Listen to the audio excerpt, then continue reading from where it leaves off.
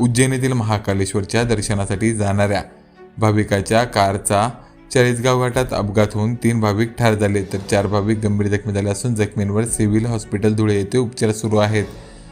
याबाबत चाळीसगाव ग्रामीण पोलिसांनी दिलेल्या माहितीनुसार 7 जानेवारी रोजी रात्री 10:30 वाजेच्या सुमारास चाळीसगाव घाटातील व्ही पॉईंट जवळ कार क्रमांक MS16 DS 6050च्या चालकाचे वाहनावरील नियंत्रण सुटल्याने सदर कार घाटाच्या कठड्यावर जाऊन आदळली. अपघाताची माहिती मिळताच चाळीसगाव ग्रामीण पोलिसांनी घटनास्थळी धाव घेतली आणि कारमधील जखमींना चाळीसगाव ग्रामीण रुग्णालयात उपचारासाठी दाखल केले. तेव्हा वैद्यकीय अधिकारी यांनी जखमींची तपासणी केली.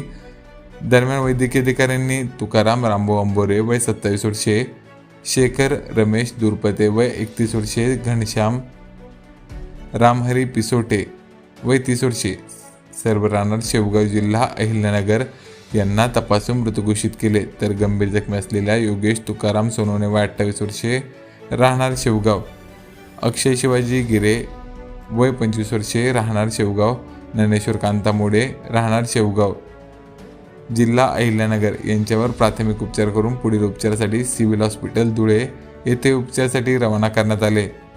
तर तुषार रमेश घुगे वय 26 वर्षे याच्यावर चाळीसगाव येथील खासगी रुग्णालयात उपचार सुरू आहेत. अपघाताची माहिती मिळताच जखमी व मयताचे नातेवाईक चाळीसगाव येथे दाखल झाले आहेत.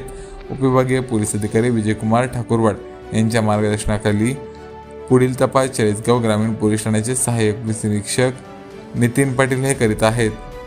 तर या घटनेने परिसरात हळहळ व्यक्त केली जात आहे.